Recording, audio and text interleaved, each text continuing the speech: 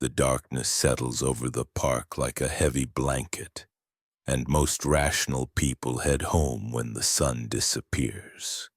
But sometimes life forces you into situations where you find yourself alone in these places when you'd rather be anywhere else.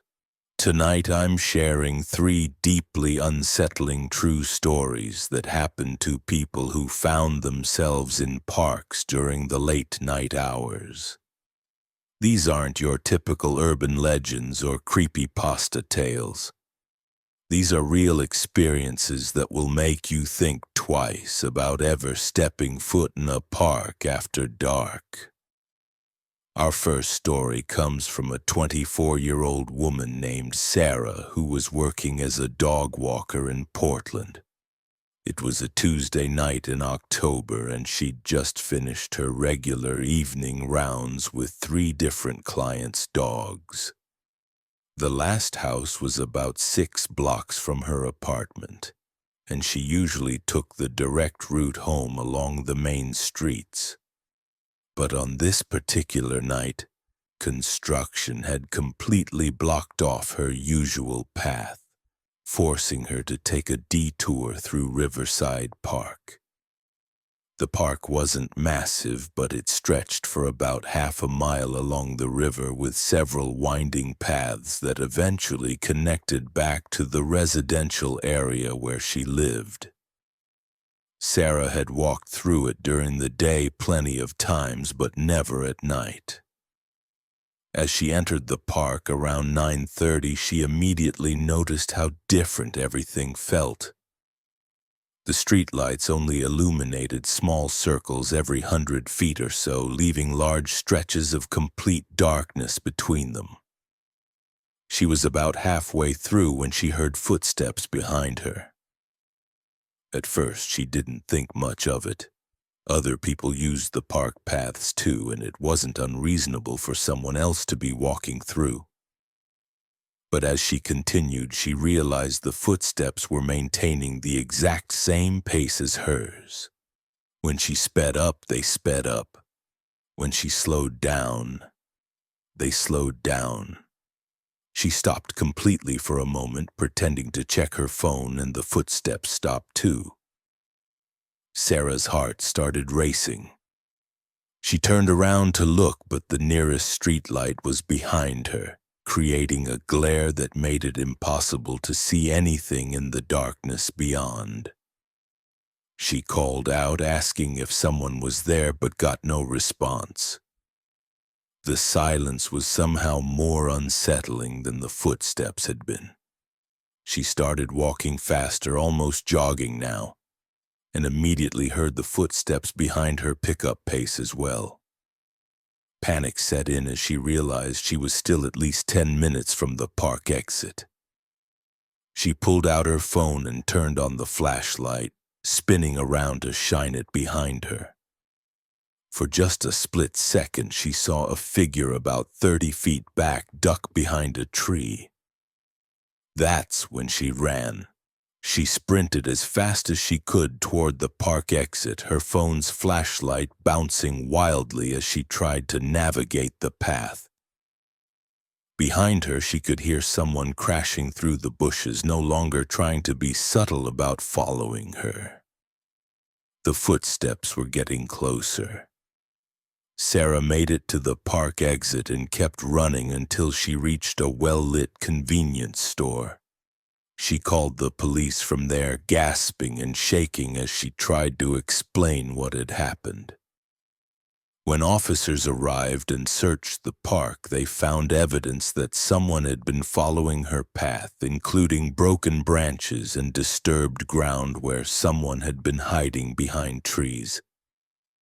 But they also found something else. Near the spot where Sarah had first heard the footsteps, they discovered a small pile of personal items. A driver's license, some jewelry, and a house key, all belonging to different people.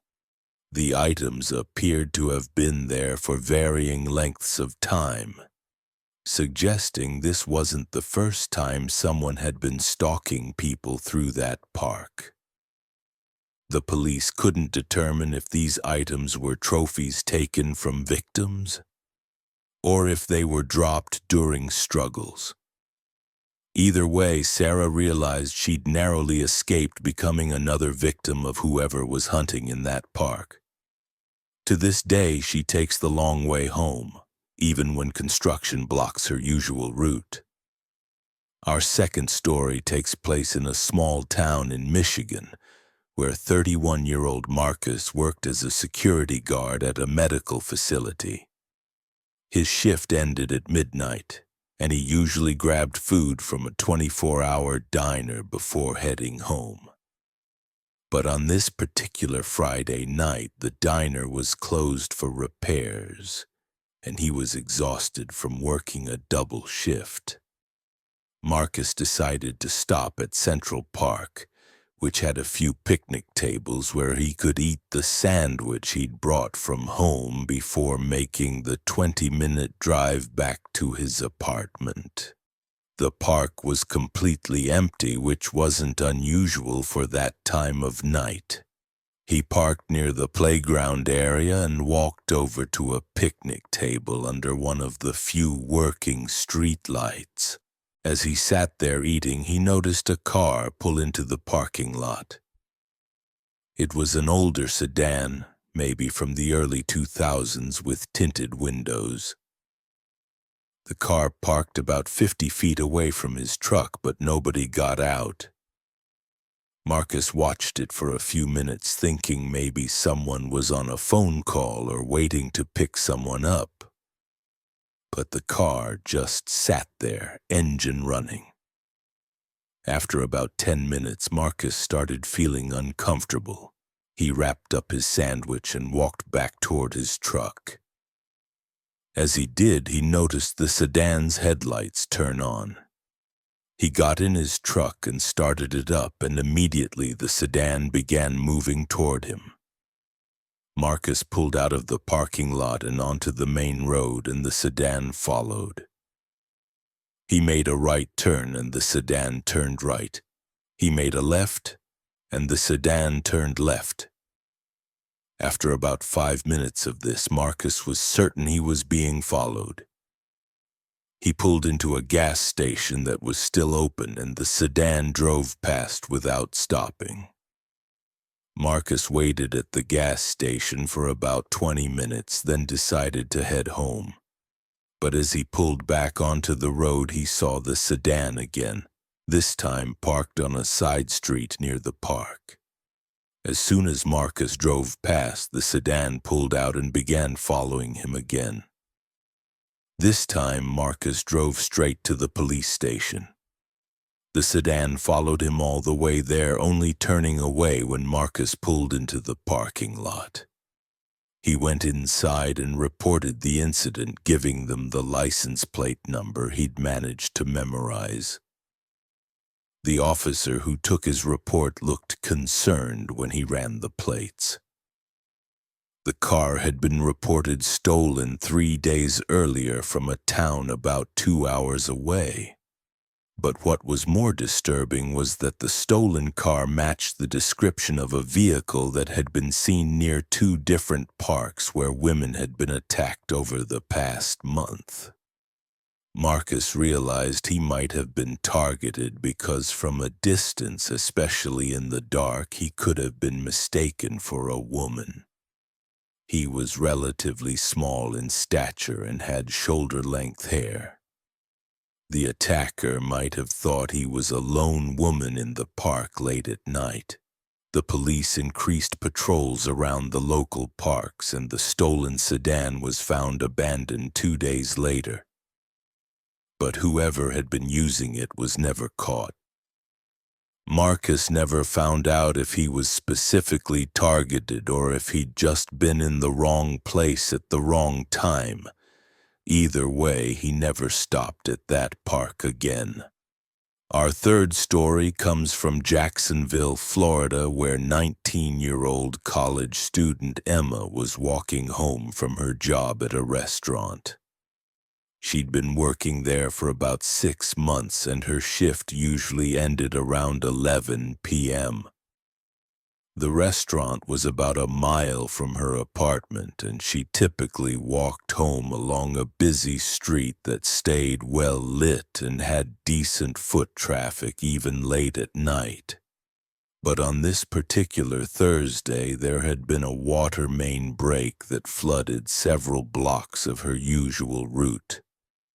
The city had set up barriers blocking pedestrian access, and the detour they'd established took her through Magnolia Park. Emma had never been through the park at night, but she could see lights along the main path, and it looked safe enough.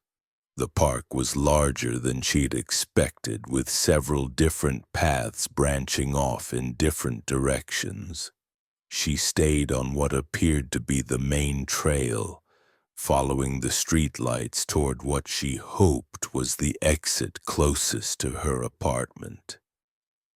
About 10 minutes into her walk, she heard voices coming from somewhere ahead of her. As she got closer, she could make out two men talking near a park bench. They were speaking quietly, but something about their tone made her uneasy. She slowed down, trying to decide if she should turn back and find another route. But before she could make a decision, one of the men called out to her. He asked if she knew what time it was, which seemed like an innocent enough question. Emma checked her phone and told him it was almost midnight. The man thanked her and seemed friendly, but his companion hadn't said anything and was just staring at her in a way that made her skin crawl. Emma continued walking, but she could hear the men talking behind her again. She couldn't make out what they were saying, but their voices sounded different now, more urgent. After a few minutes, she heard footsteps behind her and realized they were following her. She picked up her pace, but the footsteps behind her did the same. She was still about 10 minutes from the park exit, and there were several sections ahead where the path curved through areas with no streetlights. Emma pulled out her phone and called her roommate, speaking loudly enough for the men behind her to hear. She told her roommate she was walking through Magnolia Park and gave her exact location, saying she'd be home in about 10 minutes. She also mentioned that there were two men behind her, making it clear that someone knew where she was and who was with her. The footsteps behind her stopped. Emma kept walking, staying on the phone with her roommate until she reached the park exit.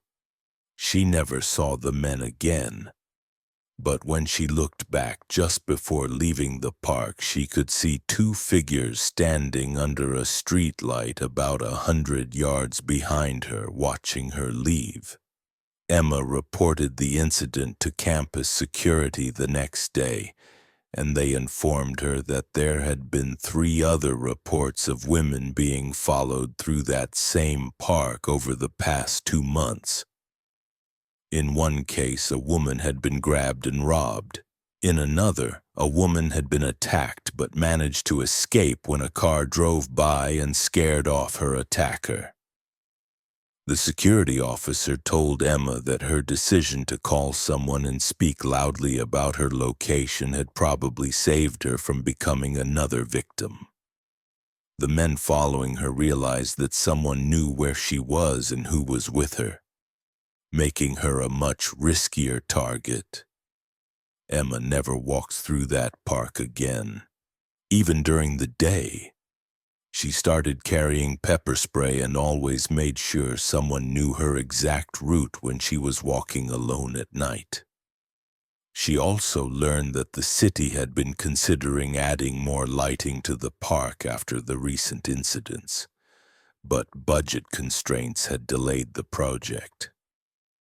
These 3 stories share a common thread that makes them particularly chilling.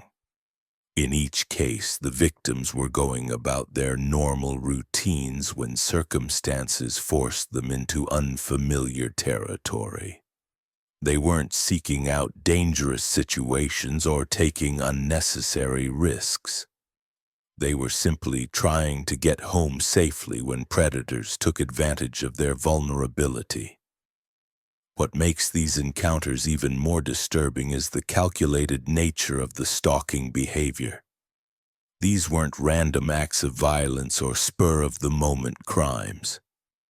The attackers were patient, methodical, and clearly experienced in hunting victims in these dark, isolated spaces.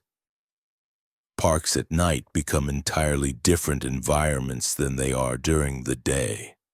The familiar becomes threatening, the peaceful becomes ominous, and the open spaces that feel safe in daylight become hunting grounds for those with malicious intent.